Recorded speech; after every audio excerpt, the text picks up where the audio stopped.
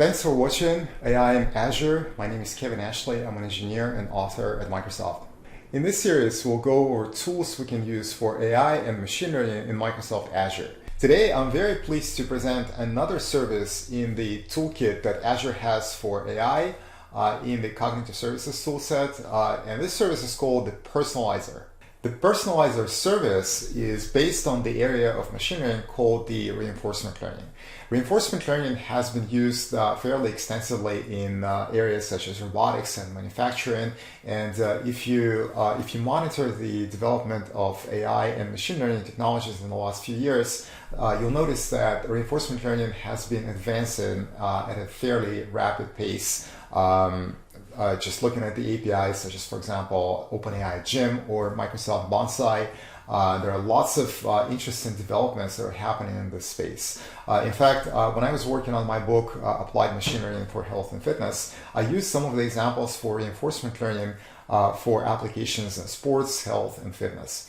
The use cases for Personalizer service include applications that need to select a correct action content to display, for example, in order to make the experience better, achieve better business results, or improve productivity. Some of the practical examples for using Personalizer are, for example, web applications, chatbots, and in this episode we'll go over some of these examples. To get started with the Personalizer service, simply create a resource in Microsoft Azure. Just type Personalizer and click Create. Once the resource is created, you get the configuration consisting of the keys and the endpoint for the API. This is just how easy you can start using the service. Let's just quickly go over the workflow for the service. You have two types of APIs, two types of calls, the ranking API and then the reward API. You basically send the actions with the features and context features to the rank API. Then the personalizer decides whether to exploit the current model or explore new choices for the model. So notice that there are two opportunities here. One is to use the existing model, and second, explore the exploration mode. The ranking result then is sent to the Event Hub, which is the backbone for the personalization service. The top rank is returned to your system as a reward action ID. So your system presents that content and determines a reward score based on your own business rules.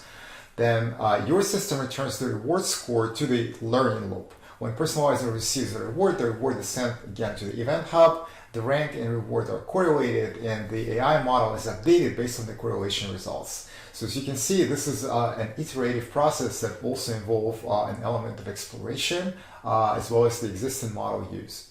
The Personalizer approach has an interesting potential in applications that are self-improving services. So services that improve their own behavior over time as the user reacts with actions. The Azure Personalizer team has created quite a few examples in the GitHub repo. So I just want to quickly go over one of the Jupyter notebooks they provided because I believe that it provides a very good highlight of the functionality.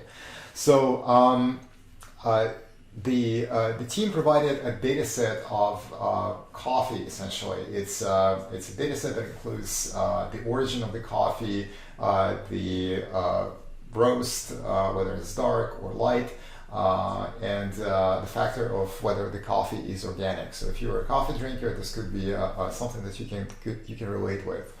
And then as the context for the environment that the data set is evaluated in, we have different types of customers, right? So there are different agents in terms of machine learning, and there are different types of day when the coffee is consumed, whether it's morning, afternoon, or evening. And there are also different types of weather, sunny, rainy, and snowy. So we have the context for the coffee, right? And then the personalizer is supposed to provide you a correct coffee selection for each person, knowing some of the details about coffee. For example, the temperature, whether it's hot or cold, places of origin, Kenya, Brazil, Ethiopia, right? A type of roast, dark and light, and type of coffee, whether it's organic or not organic. The system needs several thousand requests in order to improve the results, and that is very typical to the reinforcement learning frameworks that they typically require actions to be performed within the environment to provide an adequate number of rewards and then improve the system based on that. You've already created the resource in Microsoft Azure, so this is the place in Jupyter Notebook where you need to put this endpoint in. And then the second piece of information you need from Microsoft Azure is your resource key. The iterations loop is set with the context of several users and then the time of the day and the type of weather. And the Personalizer API is called through the REST API calls. Now, in this example, I basically go over 10,000 iterations. So given 10,000 iterations, let's see how the system improves, actually. And so you can see from this chart that it generated at the end that the system actually provided more correct recommendations eventually as the system was training, from 20 correct recommendations per batch to almost 50 to 55 correct iterations per batch. So that's a pretty significant improvement. You can expect many convenience features from a production-grade Azure machine learning service, such as, for example, the Personalizer, from the model management to an integration with other services, as well as some very specific convenience features for reinforcement learning. For example, the Personalizer service provides an apprentice mode, which allows you to do some training without impacting your production environment, for example. To use the Personalizer service in a web application or in a web bot, check out some very nice examples that are provided on the Personalizer service page at the Microsoft Documentation Hub. It includes a Personalizer with LUIS chatbot, for example. LUIS is the language understanding service that the Cognitive Services also provides. And they actually work very nicely together. So that's a great example. Check it out.